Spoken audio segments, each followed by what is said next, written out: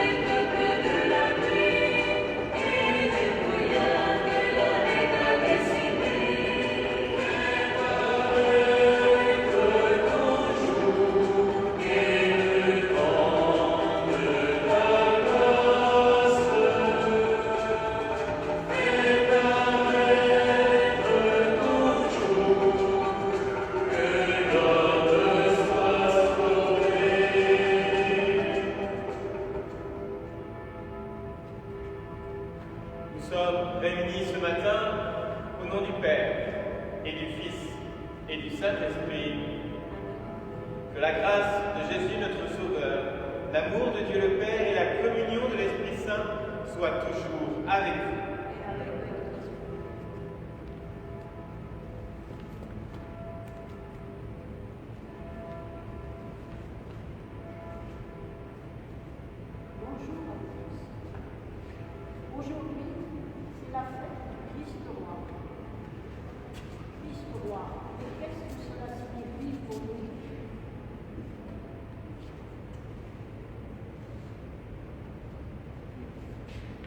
Aujourd'hui, c'est la fête du Christ roi. Christ roi, mais qu'est-ce que cela signifie pour nous?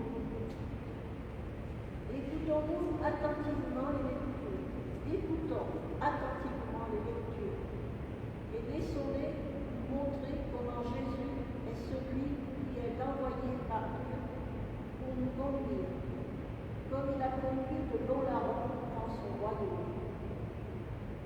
C'est aussi la fin de l'année au sens catholique, une année riche, inattendue, d'enseignement, de partage.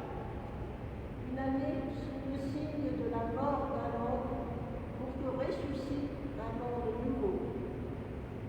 Que cette nouvelle année, qui commencera dimanche prochain, nous permette de faire fructifier la solidarité, l'attention aux malades, aux prisonniers, aux personnes seules, aux migrants. Qu'est-ce que nous avons vécu et continuons de vivre?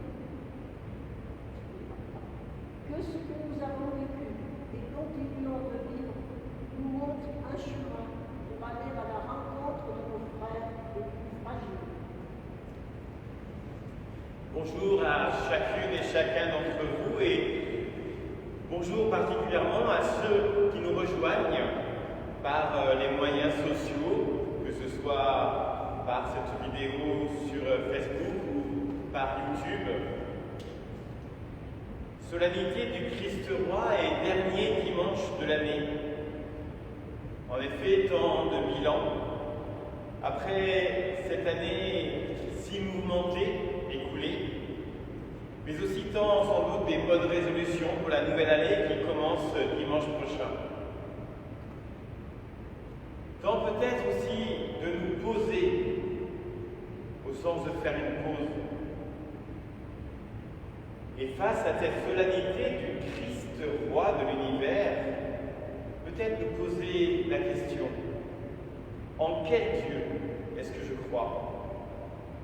Un Dieu de majesté, un Dieu de gloire, un Dieu tête de l'Église, faisant l'unité autour de lui, mais aussi un Dieu qui veut faire alliance avec l'humanité, son troupeau, son Église, donc avec chacun de nous, et qui pour cela se fait homme comme chacun de nous. Un Dieu qui a accepté d'être humilié, se faisant, lui le Tout-Puissant, le Tout-Petit, choisissant de se livrer dans les mains des hommes jusqu'à mourir sur la croix. Le Christ Roi, c'est la majesté par la croix, la gloire par la croix. Alors, en ce début de célébration, nous pouvons nous mettre humblement au pied de la croix du Christ Roi.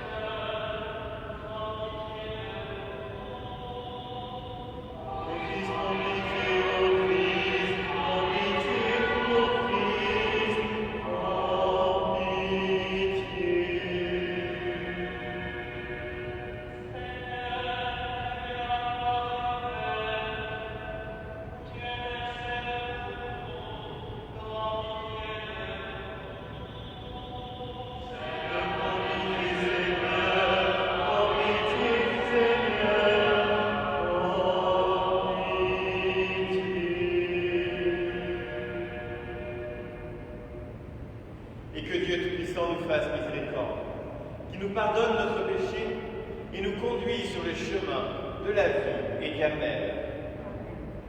Chantons la gloire de celui qui vient nous chercher, même dans nos ravins de la mort.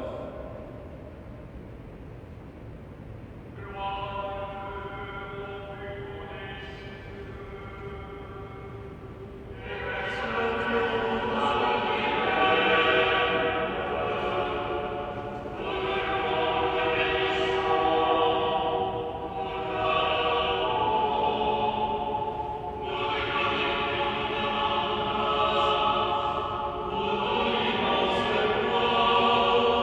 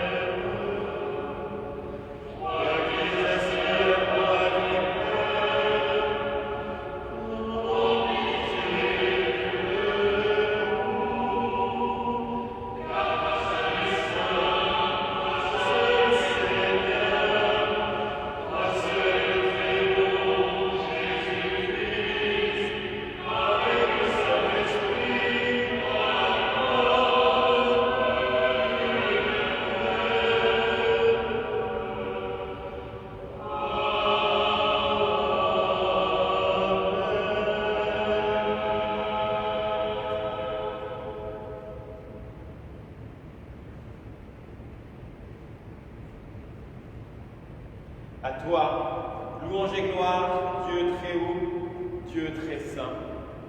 Car tu nous envoyais pour messager et pour sauveur un roi et un juge plein de bonté, ton Fils unique, Jésus, le Christ. Accorde-nous de garder son commandement de l'amour, pour que sa miséricorde couvre toutes nos fautes quand il reviendra nous juger, lui qui règne avec toi et le Saint-Esprit, aujourd'hui et pour les siècles des siècles.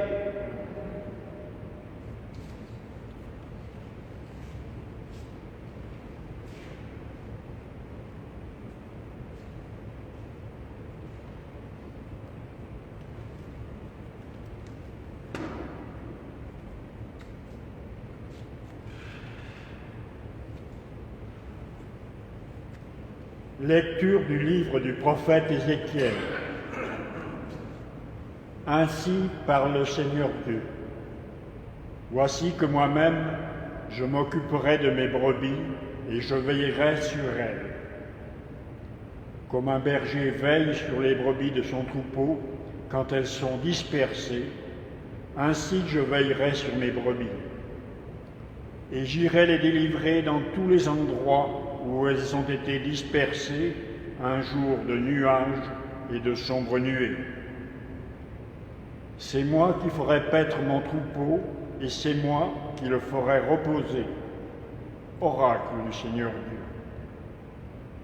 La brebis perdue, je la chercherai. L'égarée, je la ramènerai. Celle qui est blessée, je la panserai.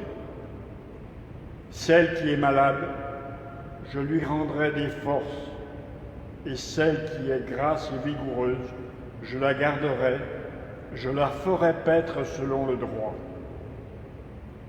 Et toi, mon troupeau, ainsi parle le Seigneur Dieu, voici que je vais juger entre brebis et brebis, entre les béliers et les boucs. Parole du Seigneur. Nous rendons grâce à Dieu.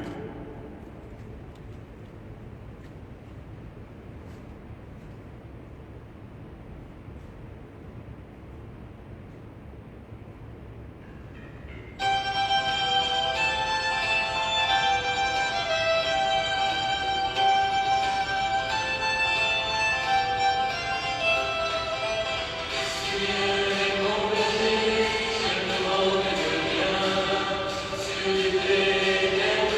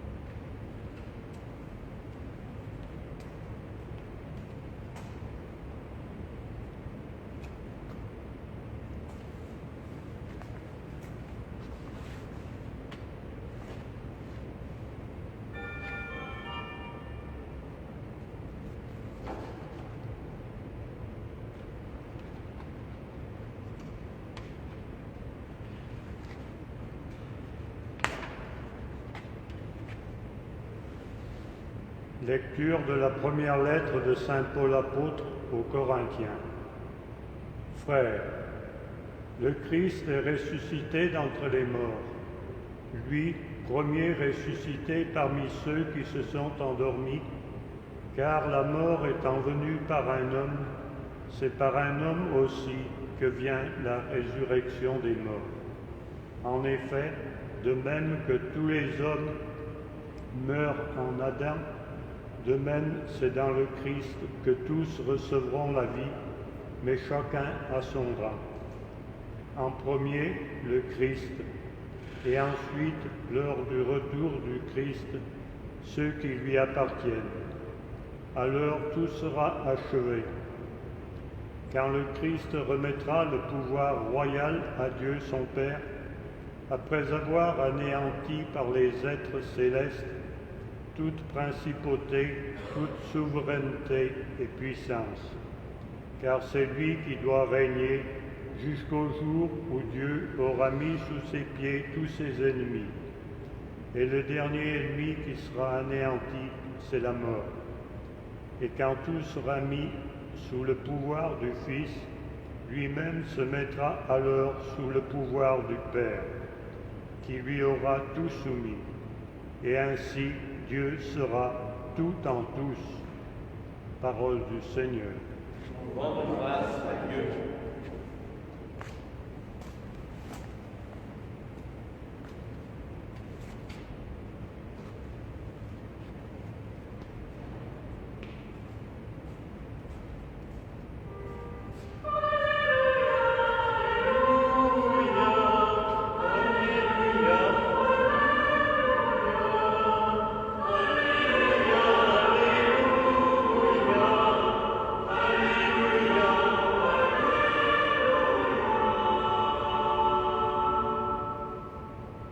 Béni soit celui qui vient au nom du Seigneur, béni soit le règne qui vient, car de David il est celui notre Père.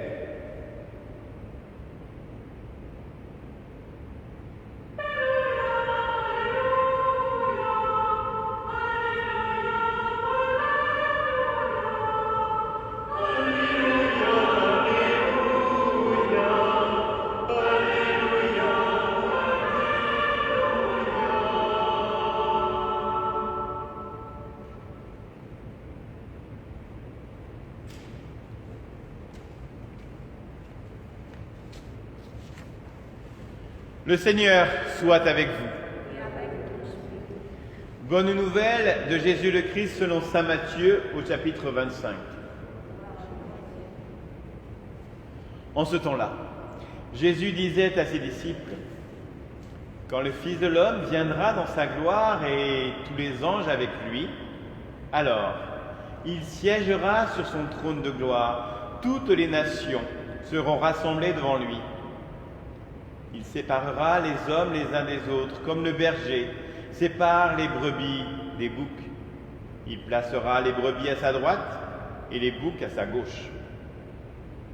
Alors, le roi dira à ceux qui seront à sa droite, « Venez, les bénis de mon Père, recevez en héritage le royaume préparé pour vous depuis la fondation du monde. Car j'avais faim et vous m'avez donné à manger. J'avais soif, et vous m'avez donné à boire. J'étais un étranger, et vous m'avez accueilli. J'étais nu, et vous m'avez habillé. J'étais malade, et vous m'avez visité. J'étais en prison, et vous êtes venus jusqu'à moi. » Alors les justes lui répondront, « Seigneur, quand est-ce que nous t'avons vu? Tu avais donc faim, et nous t'avons nourri. Tu avais soif, et nous t'avons donné à boire. Tu étais un étranger, et nous t'avons accueilli. Tu étais nu, et nous t'avons habillé. Tu étais malade ou en prison. Quand sommes-nous venus jusqu'à toi? » Et le roi leur répondra, « Amen, je vous le dis. Chaque fois que vous l'avez fait à l'un de ces plus petits de mes frères, c'est à moi que vous l'avez fait. » Alors, il dira à ceux qui seront à sa gauche, « Allez-vous-en, loin de moi, vous, les maudits, dans le feu éternel, préparé pour le diable et ses anges. Car j'avais faim, et vous ne m'avez pas donné à manger. J'avais soif et vous ne m'avez pas donné à boire. J'étais un étranger et vous ne m'avez pas accueilli. J'étais nu et vous ne m'avez pas habillé. J'étais malade et en prison et vous ne m'avez pas visité. Alors ils répondront eux aussi, Seigneur, quand avons-nous vu avoir faim, soif, être nus, étrangers, malades, en prison, sans nous mettre à ton service? Il leur répondra, Amen, je vous le dis, chaque fois que vous ne l'avez pas fait à l'un de ces plus petits, c'est à moi que vous ne l'avez pas fait. Et ils s'en iront, ceux-ci au châtiment éternel et les justes à la vie éternelle. Acclamons la parole de Dieu.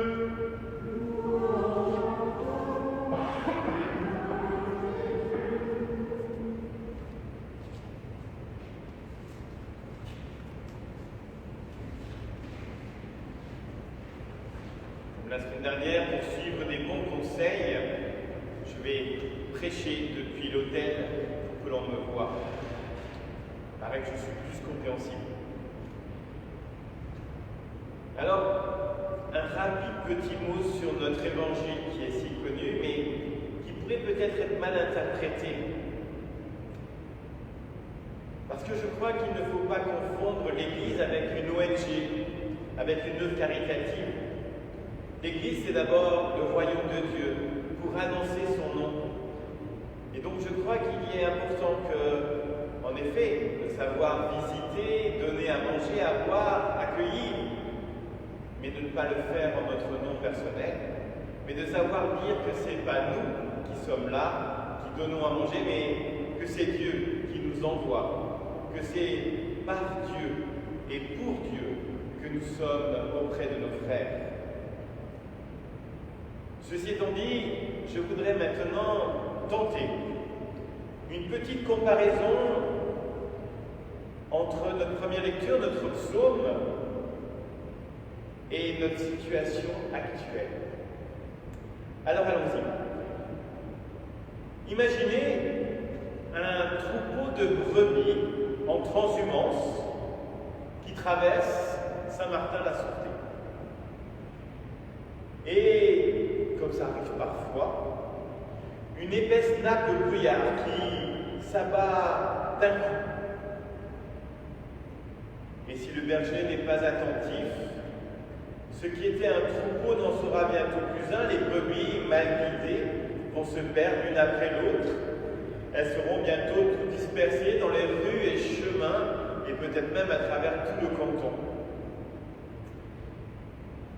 C'est sans doute cette image qui vient à l'esprit du prophète Ézéchiel à propos du peuple d'Israël, en ce moment où il est en exil à Babylone pour une grande partie, mais où quelques-uns sont restés justement à Jérusalem et chacun est un petit peu répandu au milieu, noyé au milieu de toute la foule des habitants de Babylone. Mais est-ce que ce n'est pas aussi l'idée que nous avons parfois dans ce temps de pandémie et de confinement, comme le peuple juif peut-être, nous sommes en pleine tentation de découragement. On risque de penser que le peuple de Dieu n'est plus le peuple de Dieu, et même plus un peuple du tout d'ailleurs. Certains pensent que l'impossibilité de se réunir pour le repas du Seigneur met l'Église en danger. Hors de l'Eucharistie, point de salut, point d'Église, proclame-t-il haut et fort. Alors heureusement que notre prophète est justement prophète. Et donc il sait que Dieu est fidèle à son alliance, que Dieu n'abandonne jamais son peuple, son troupeau, quelles que soient les circonstances.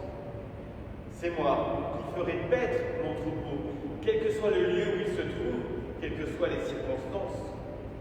C'est sans doute là la première grande annonce de ce texte, la première bonne nouvelle. Vous êtes le troupeau, la parole, le peuple de Dieu, l'Église du Seigneur, quoi qu'il arrive, même confiné chez vous, même relié par les moyens sociaux, car Dieu reste fidèle à son alliance quelles que soient les circonstances. Et la deuxième bonne nouvelle qui en découle aussitôt, oui, soyez dans l'espérance. Dieu va vous rassembler et vous ramener sur votre pâturage. Je veillerai sur mes brebis et j'irai les délivrer dans tous les endroits où elles sont dispersées, que ce soit par l'exil ou par la pandémie et le confinement. Ézéchiel décide, quand il écrit cela, la venue du Messie, mais ce serait une promesse à venir reportée à la fin du monde, qui peut-être n'est pas si loin que ça. On ne sait pas, mais il pense surtout à l'avenir proche. Et il annonce déjà la fin de l'exil à Babylone, et peut-être la fin d'une certaine église d'ailleurs, et le retour au pays, le retour aux sources. Tout comme prendra fin cette pandémie, c'est l'annonce d'un temps nouveau. Encore faut-il accepter qu'il sera différent de celui que nous connaissons. Peut-être que finalement, cette pandémie, ce confinement, nous rappelle que nous sommes peut-être dans nos pays de vieille chrétienté à la fin d'une certaine église qui reposait que sur certaines personnes. Et suit ensuite cette évocation magnifique de la sollicitude du berger. La brebis perdue, je la chercherai. Celle qui est faible, je lui rendrai des forces. Celle qui est hospitalisée et sous respirateur, je viendrai lui redonner mon souffle. Mais celle qui est grasse et vigoureuse, je la tondrai avec justice. C'est sans doute là la troisième bonne nouvelle de ce texte. Une promesse de bonheur, non pas au sens du monde, mais au sens que Dieu veut nous le donner. Dieu va veiller lui-même sur ses brebis. Il se fera lui-même leur berger, ce qui implique à la fois sollicitude et fermeté. Un berger sérieux, digne de ce nom, doit déployer ces deux qualités comme d'ailleurs le fait tout bon père. C'est avec le même bâton, son bâton de marcheur, qu'il guide et rassemble les brebis qui ont du mal à suivre, mais aussi qu'il éloigne les indésirables, parfois moyennant quelques coups, qu'il sépare les brebis des boucs et qu'il chasse les bêtes sauvages qui menaceraient le troupeau. Quand Ézéchiel présente Dieu comme le bon berger dont rêve le peuple, il faut aussi peut-être y voir une pointe contre les rois de l'époque, mais à travers eux entendre aussi un grand nombre de dirigeants actuels de notre monde du XXIe siècle. Ces rois qui ont régné sur Israël jusqu'à l'exil à Babylone. Ces rois qui étaient loin par l'huile sainte, le saint crème, dirions-nous aujourd'hui. Mais peut-être malheureusement, le roi reste libre, bien sûr, de ne pas écouter l'inspiration divine, autrement dit, sa conscience. Et tant de dirigeants aujourd'hui comme hier ne se privent pas de cette liberté, malgré toutes leurs belles promesses. Ils oublient qu'ils sont d'abord et avant tout les lieux tenants de Dieu, au sens étymologique de tenant lieu de présence de Dieu dans notre monde. Au lieu de veiller sur leur troupeau, ils se préoccupent d'eux-mêmes, de leur richesse, de leur honneur, de leur grandeur. Au lieu de faire régner la justice dans le pays, ils laissent s'installer l'injustice au profit de l'opulence de certains et au risque de la misère de beaucoup d'autres.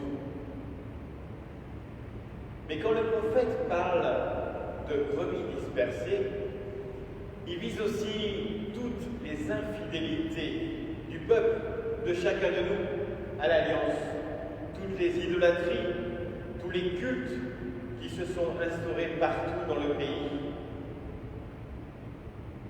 Ce sont autant de fausses pistes qui, à l'époque du peuple d'Israël, ont entraîné le malheur de ce peuple. Et dans le psaume 22, qui semble d'ailleurs avoir été écrit par un disciple d'Ézéchiel, tellement ce poème est proche de la prophétie, la phrase « Il me conduit par le juste chemin pour l'honneur de son nom » vise exactement la même chose.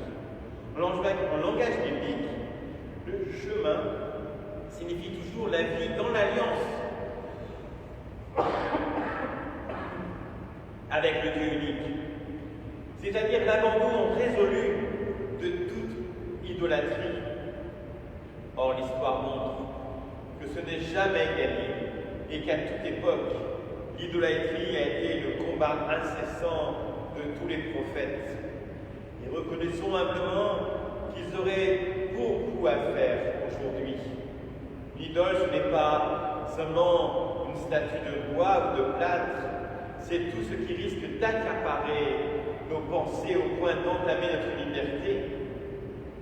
Que ce soit, bien entendu, l'argent, la possession, mais aussi une personne, parfois nos proches. Ne parlons-nous pas parfois de l'enfant roi qui devient une idole sous les yeux parfois de ceux qui l'entourent.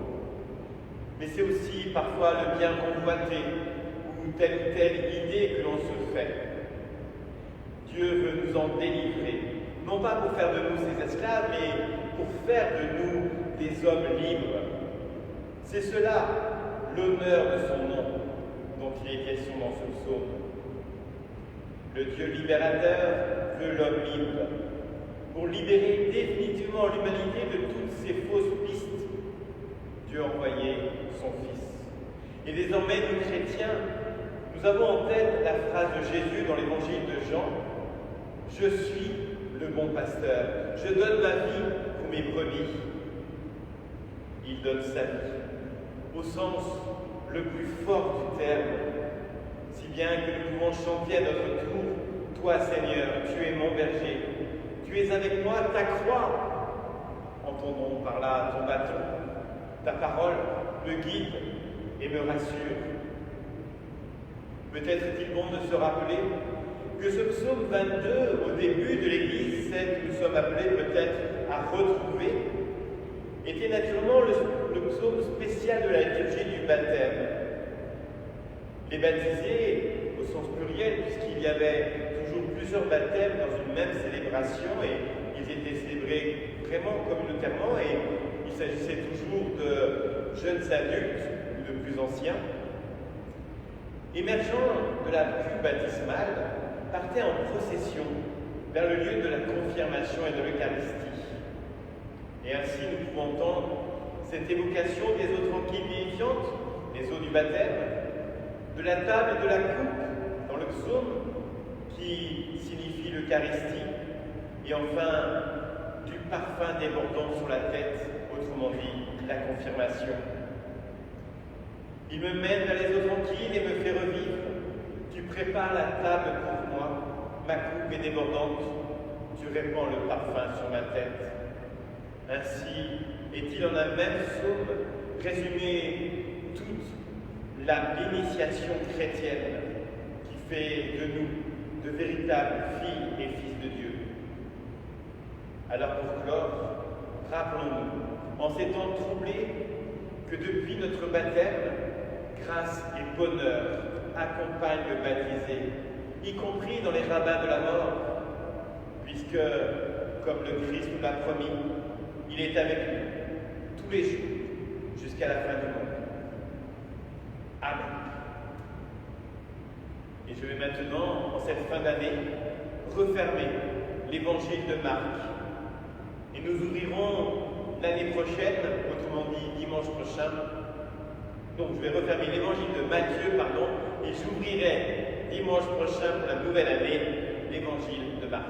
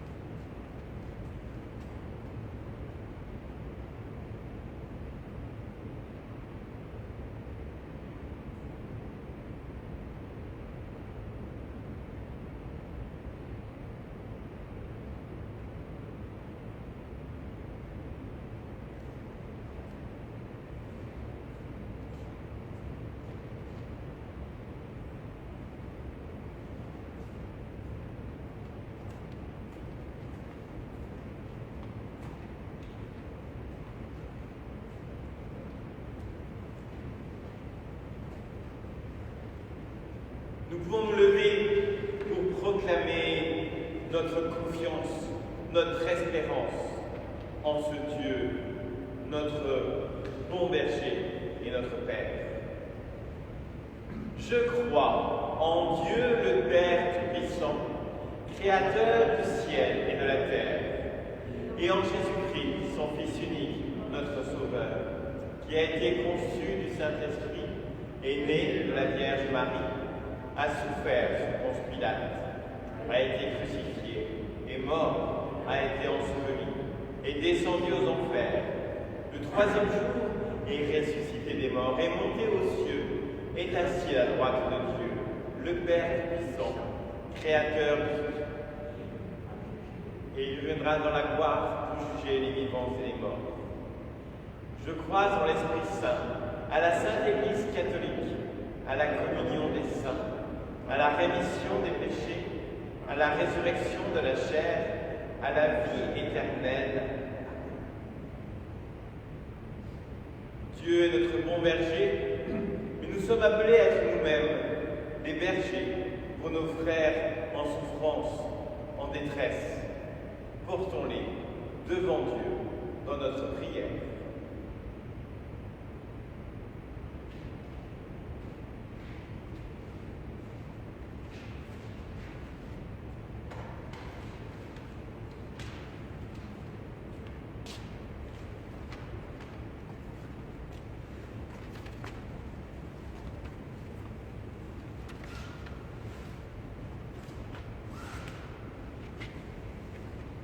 Nous prendrons comme refrain « Seigneur, fais de nous des ouvriers de paix, Seigneur, fais de nous des bâtisseurs d'amour. » Seigneur, fais de nous des ouvriers de paix, Seigneur, fais de nous des bâtisseurs d'amour. Voici que moi-même, je m'occuperai de mes brebis et je veillerai sur elles.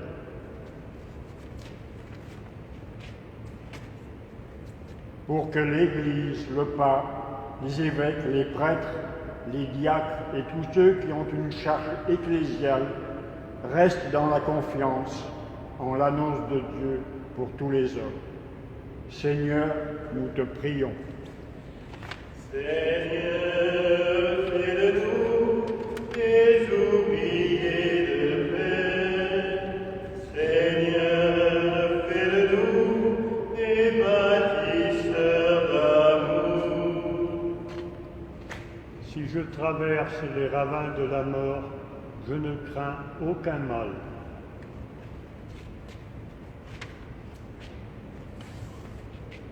Pour notre monde, bénéfiquement humilié par ce fléau, que tous ceux qui ont des responsabilités soient habités par le désir ardent de servir la vie et de lutter contre toutes les forces de mort.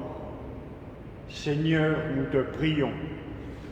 Seigneur, fais de nous des ouvriers de paix. Seigneur, fais de nous des bâtisseurs d'amour. Le Christ est ressuscité d'entre les morts, lui le premier ressuscité parmi ceux qui se sont endormis dans la mort.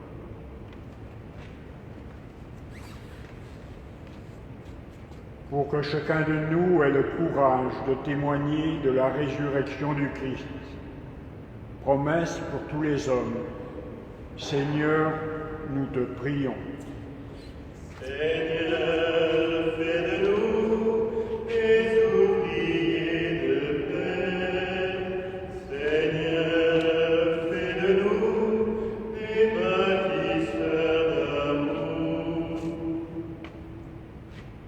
Quand est-ce que nous t'avons vu avoir faim, avoir soif, être étranger, être nu, malade ou en prison?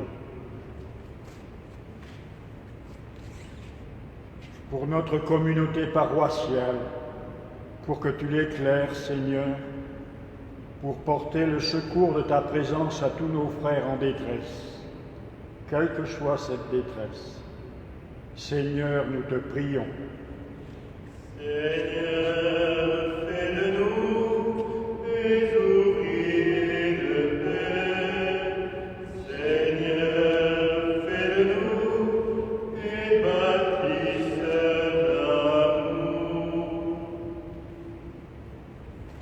Toi qui recherches les brebis perdues et égarées pour leur redonner des forces, écoute nos prières pour ce monde malade et en détresse. Toi qui es le vivant aujourd'hui et pour les siècles des siècles.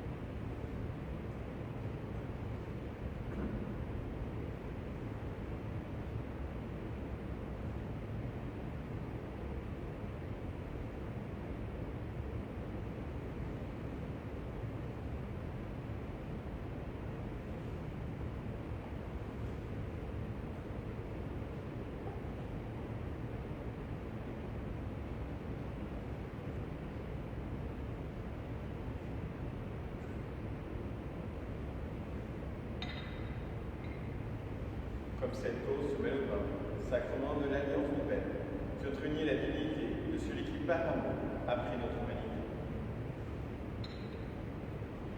Tu es béni, Dieu de l'univers, toi qui nous donnes ce pain, fruit de la terre et du travail des hommes. Nous te le présentons. Il deviendra le pain de la vie éternelle. Tu es béni, Dieu de l'univers, toi qui nous donnes ce pain, fruit de la vigne et du travail des hommes. Nous te le présentons. Il deviendra le vin du royaume éternel.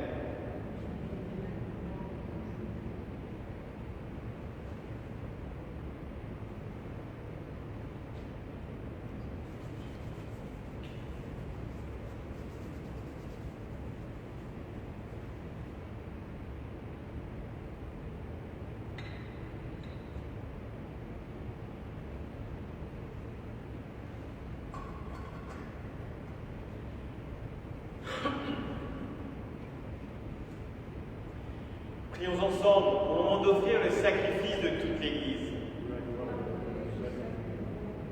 En offrant le sacrifice qui te réconcilie les hommes, Seigneur, nous te prions.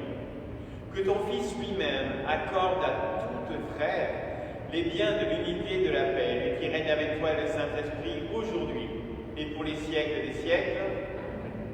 Le Seigneur soit avec vous. Élevons notre cœur.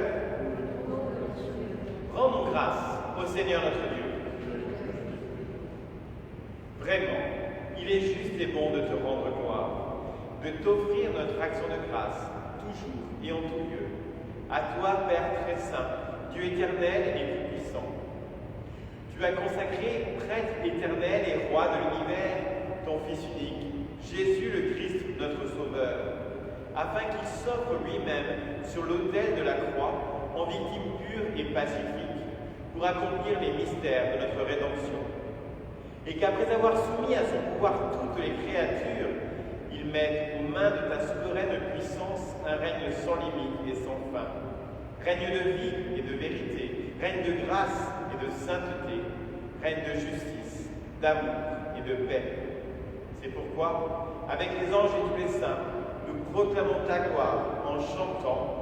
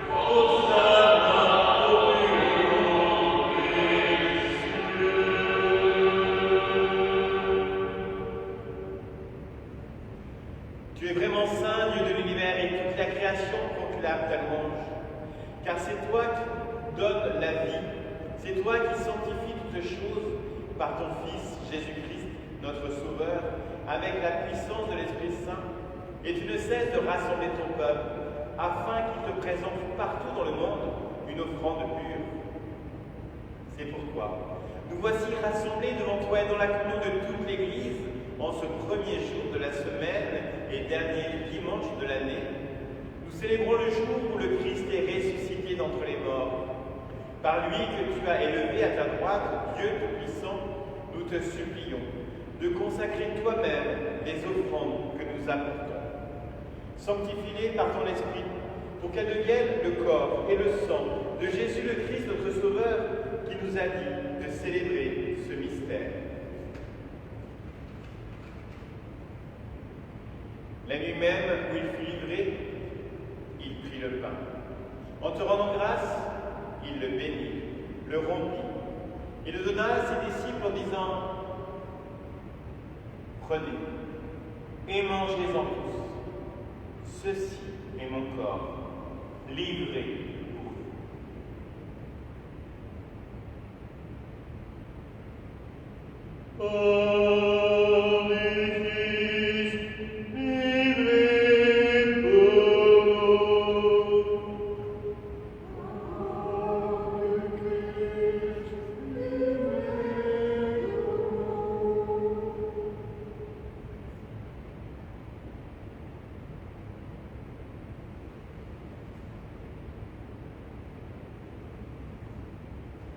De même, à la fin du repas, il prit la coupe. En te rendant grâce, il la bénit.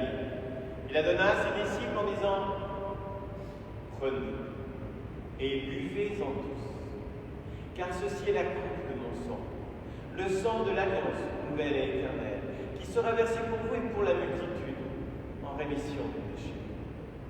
Vous ferez cela en mémoire de moi. »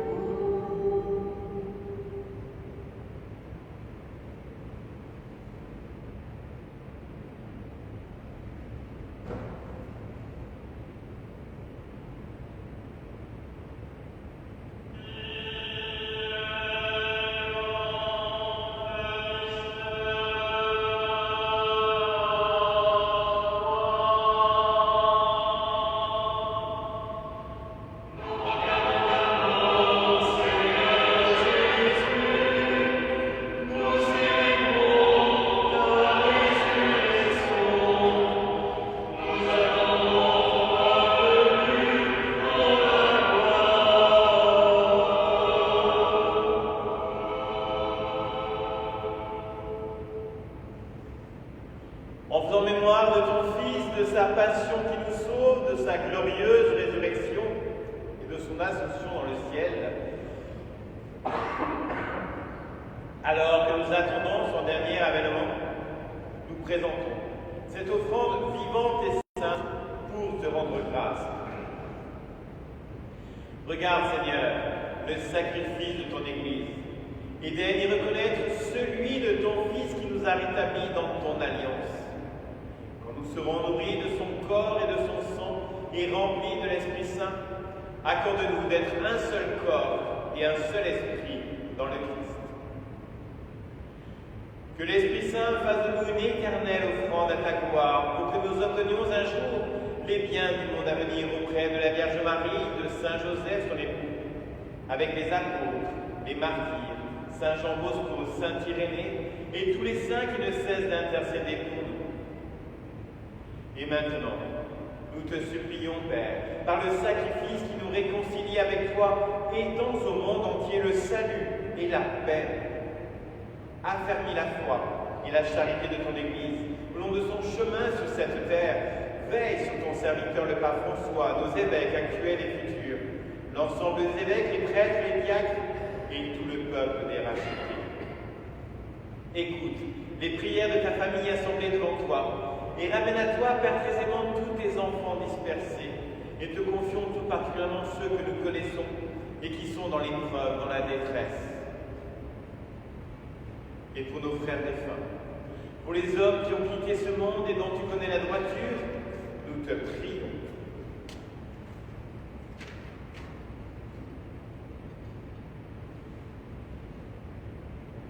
Pour Albert Bujon, pour Julien Mellet, pour Georgette Tollet, pour Paulette Minieri, pour Michel Reynaud, pour Francia Ulysse, pour Bernard Bonson et les défunts de sa famille, pour Charles Étel, pour Suzanne Vernin, pour Claudette, Mélanie et Antoine Romani, leurs parents et beaux-parents, Lucien Duru.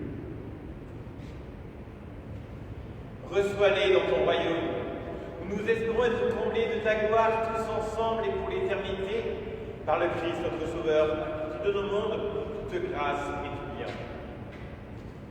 Par lui, avec lui et en lui, à toi, Dieu le Père Tout-Puissant, dans l'unité du Saint-Esprit, tout honneur, toute gloire, pour les siècles des siècles. Unis avec vous tous, qui nous suivez par les moyens sociaux, unis à tous ceux qui sont actuellement réunis, soit dans des églises, soit chez eux, soit dans différents lieux où ils peuvent se rencontrer pour s'unir et unir leurs prières, nous proclamons notre amour et notre confiance filiale. Notre Père, qui es aux cieux, que ton nom soit sanctifié, que ton règne vienne, que ta volonté soit faite sur la terre comme au ciel. Donne-nous aujourd'hui notre pain de ce jour. Pardonne-nous nos offenses comme nous pardonnons aussi à ceux qui nous ont offensés. Et ne nous laisse pas entrer en tentation, mais délivre-nous du mal. Délivre-nous de tout mal, Seigneur, et donne la paix à notre temps.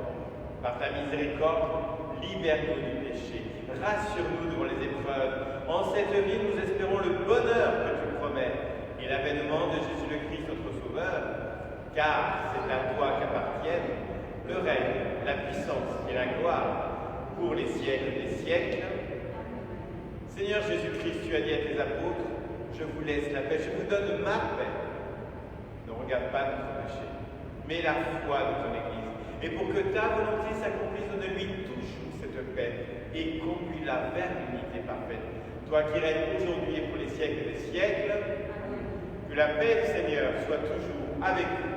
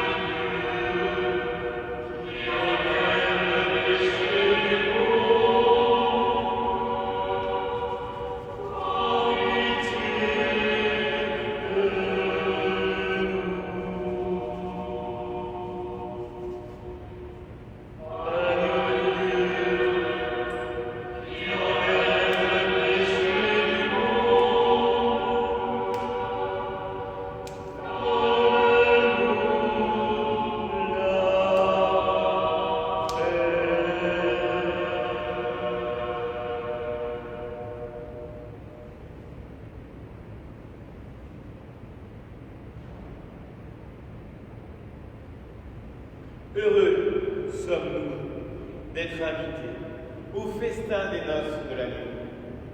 Voici l'agneau de Dieu qui enlève le péché du monde.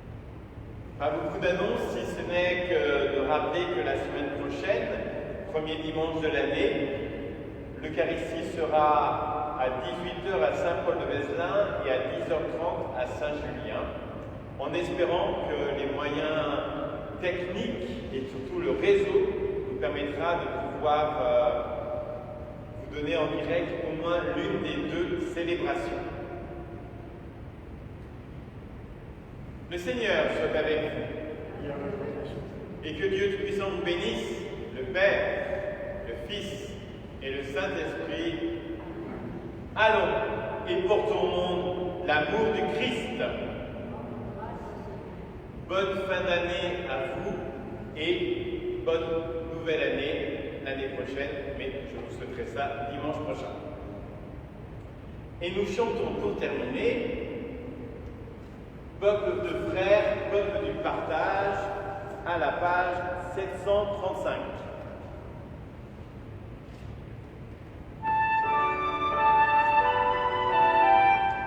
Je fais juste une petite interruption pour ceux qui nous suivent, qui n'hésitent pas d'envoyer des messages pour dire comment ils ont suivi d'un point de vue technique cette célébration et qui n'hésitent pas aussi à cliquer sur le petit pouce levé pour dire qu'ils ont apprécié et de s'abonner aussi à la chaîne YouTube pour que nous puissions continuer d'émettre sur cette chaîne.